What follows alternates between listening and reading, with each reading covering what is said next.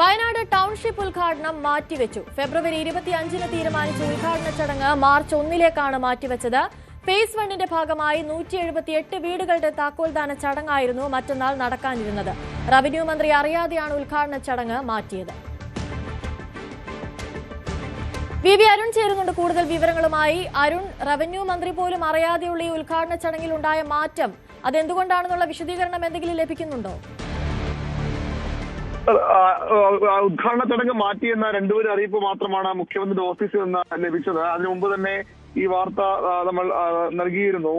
ഉദ്ഘാടനം മാറ്റി, മറ്റന്നാൾ വെച്ചിരുന്ന ഉദ്ഘാടനം നവംബർ 1 വൈകിട്ട് 3:30 മണിയിലേക്ക് മാറ്റി എന്നാണ് മുഖ്യമന്ത്രി ഓഫീസിൽ നിന്ന് അറിയിപ്പ് വന്നിരിക്കുന്നത്. റവന്യൂ മന്ത്രി ഓഫീസുമായി നമ്മൾ ബന്ധപ്പെട്ടു. റവന്യൂ മന്ത്രി നേരിട്ട് ഫോൺ ലഭിച്ചില്ല. പക്ഷെ അദ്ദേഹം ഈ വിവരം വാർത്ത പുറത്തു വരുന്നവരെ റവന്യൂ മന്ത്രി അറിഞ്ഞിട്ടില്ലായിരുന്നു. എന്താണ് ഇതിന് കാരണമെന്ന് വ്യക്തമല്ല. ഇപ്പോൾ ലഭിക്കുന്ന വിവരമനുസരിച്ച് അപ്രോച്ച് റോഡ്, ടൗൺഷിപ്പിലേക്കുള്ള അപ്രോച്ച് റോഡിന്റെ നിർമ്മാണം പൂർത്തിയായിരുന്നില്ല. ഈ തെരഞ്ഞെടുപ്പ് പ്രഖ്യാപനം ഈ മാസം 26 തീയതി 28-ാം തീയതിക്ക് മുമ്പ് തന്നെ ഉണ്ടാകുമെന്ന സൂചനകൾ പുറത്തു വന്നതുകൊണ്ട് സർക്കാർ ധൃതി പിടിച്ച് ഈ ഒരു ഉദ്ഘാടനം നടത്താൻ തീരുമാനിക്കുകയായിരുന്നു. പക്ഷേ ഇപ്പോൾ ഈ മാർച്ച് 1-ന് ശേഷം മാത്രമേ ഉദ്ഘാടനം നടക്കാൻ ഇടയുള്ളൂ എന്ന വിവരമാണ് സർക്കാരിന് ലഭിക്കുന്നത്. അതുകൊണ്ടാണ് ഈ അപ്രോച്ച് റോഡ് കൂടി പൂർത്തിയാക്കിയ ശേഷം മാർച്ച് 1-ന് മതി ഉദ്ഘാടനം എന്ന നിലപാടിലേക്ക് ഇപ്പോൾ സർക്കാർ എത്തിയിരിക്കുന്നത്. ഇതിലൊരു വൈരുദ്ധ്യമുള്ളതും ഒരു വ്യക്തത കുറവുള്ളതും എന്തുകൊണ്ട് റവന്യൂ മന്ത്രി ഇത് അറിഞ്ഞില്ല എന്നുള്ളതാണ്. റവന്യൂ മന്ത്രി അറിയിക്കാതെ മുഖ്യമന്ത്രിയുടെ ഓഫീസും മുഖ്യമന്ത്രി നേരിട്ടുള്ള തീരുമാനമെന്നാണ് ഇപ്പോൾ ലഭിക്കുന്ന വിവരം. അതെന്തുകൊണ്ടെന്ന ചോദ്യത്തിന് മാത്രമാണ് മറുപടി ലഭിക്കാത്തത്. ഉദ്ഘാടനം മാറ്റാനുള്ള കാരണമായി ലഭിക്കുന്ന സൂചനകളും വിവരവും അത് അപ്രോച്ച് റോഡിന്റെ നിർമ്മാണം പൂർത്തിയായിട്ടില്ലാത്തത് കൊണ്ടാണ് മാറ്റുന്നു എന്നുള്ളതാണ്. അനുശ്രീ. ശരി, വി അരുണാണ് കൂടുതൽ വിവരങ്ങൾ. കോഴിക്കോട് വലിയങ്ങാടിയിൽ കെട്ടിടം തകർന്നു വീണുള്ള അപകടത്തിൽ ഒരാൾ കൂടി മരിച്ചു. തിരുവങ്ങൂർ സ്വദേശി വിനോദാണ് മരിച്ചത്. മെഡിക്കൽ കോളേജിൽ ചികിത്സയിലിരിക്കെയായിരുന്നു മരണം. ഇതോടെ മരണസംഖ്യ 4 സംഭവത്തിൽ കോഴിക്കോട് ടൗൺ പോലീസ് കേസെടുത്തു. അപകടത്തെ തുടർന്ന് കോർപ്പറേഷനെതിരെ വൻ പ്രതിഷേധമാണ് അരങ്ങേറുന്നത്. BJP പ്രവർത്തകർ മേയറുടെ ചേംബറിൽ കറുത്ത തുണി വിരിച്ച് പ്രതിഷേധിച്ചു. യൂത്ത് കോൺഗ്രസ് പ്രവർത്തകർ നഗരസഭാ സെക്രട്ടറിയുടെ ഓഫീസ് ഉപരോധിച്ചു.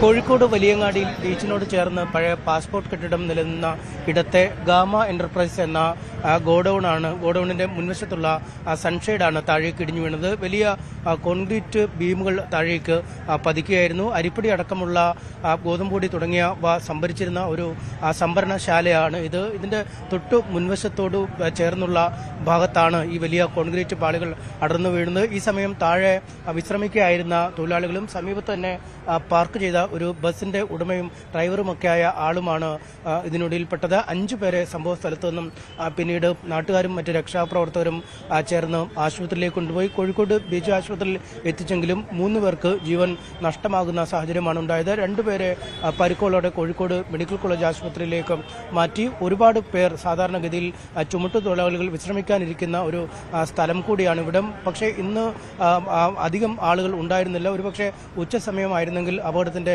തോത് ഇനിയും വർദ്ധിക്കുകയായിരുന്നു. വലിയ ശബ്ദത്തോടു കൂടിയാണ് കോൺക്രീറ്റ് പാളികൾ ഈ സ്ഥലത്തേക്ക് വീണത്. ഭാഗ്യം കൊണ്ട് തലനാഴയ്ക്ക് രക്ഷപ്പെട്ട ആളുകളും ഉണ്ടായിരുന്നു ഈ കൂട്ടത്തിൽ. 6 ആളുകൾ കഥ പറഞ്ഞിരിക്കുകയായിരുന്നു. അപ്പം ഈ വീണതിന്റെ മോൾഭാഗത്ത് നിന്ന് ഇങ്ങനെ അടർന്നു വരുന്നുണ്ട്. അപ്പൊ പിന്നെ ഇരുമ്പ് പൊരിയുന്ന ഒച്ചയും കേട്ടപാടെ ഞാൻ ഇറങ്ങി ഓടി. പിന്നെ കാണുന്നത് ഇറ്റകളെ മേല് വീണെടുക്കണം, ബാക്കിയുള്ള ആളുകളെ മേല് വീണെടുക്കുന്നത്.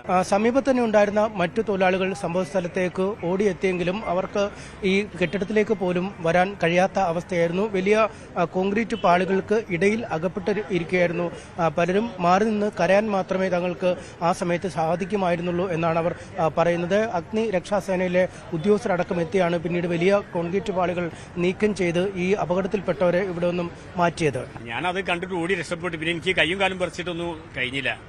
പിന്നെ ഇവിടെ ആളൊക്കെ വന്ന് രക്ഷപ്പെടുത്തിയ ആളെ എന്താ അവസ്ഥ എന്നൊന്നും പറയാൻ പറ്റില്ല. കോഴിക്കോട് മേയർ ഒ സദാശിവൻ അടക്കമുള്ളവർ സംഭവസ്ഥലം സന്ദർശിച്ചു. ഈ അപകടത്തിൽപ്പെട്ട കെട്ടിടത്തിന്റെ അടക്കമുള്ള കാര്യങ്ങൾ പരിശോധിക്കുമെന്ന് മേയർ അറിയിച്ചു. നേരത്തെ തന്നെ കെട്ടിടം ഒഴിപ്പിക്കണമെന്നാവശ്യപ്പെട്ട് അല്ലെങ്കിൽ ഒഴിയണമെന്നാവശ്യപ്പെട്ട് നോട്ടീസ് നൽകിയിരുന്നു. ചില നിയമ നടപടികളിൽ കുരുങ്ങിയാണ് ഇതിന്റെ നടപടിക്രമങ്ങൾ കാലതാമസിച്ചത്. ഈ കെട്ടിടത്തിന്റെ ഫിറ്റ്നസ് അടക്കമുള്ള കാര്യങ്ങൾ പരിശോധിക്കുന്നതിൽ എന്തെങ്കിലും വീഴ്ചയുണ്ടോ എന്ന് പരിശോധിക്കുമെന്ന് മേയർ അറിയിച്ചു. ഈ കെട്ടിടത്തിന്റെ കാലപ്പഴക്കത്തിന്റെ കാര്യം നിങ്ങൾ സൂചിപ്പിച്ചല്ലോ. ആ കാലപ്പഴക്കം കൊണ്ട് തന്നെ ആ കെട്ടിടം പൊളിച്ചു മാറ്റണമെന്ന് നേരത്തെ ഒരു ആലോചന നടത്തിയിട്ടുണ്ട്. പുതിയ കെട്ടിടം പണിയണം എന്ന ഉദ്ദേശം. അതിന്റെ നടപടിക്രമങ്ങൾ എത്രയായി എന്നറിയില്ല. കൂടുതൽ വിശദാംശങ്ങളെ മനസ്സിലാക്കി മാത്രമേ പ്രതികരിക്കാൻ കഴിയൂ. കൂടുതൽ വാർത്തകൾക്ക് news 18 Keralam YouTube channel subscribe ചെയ്യുക.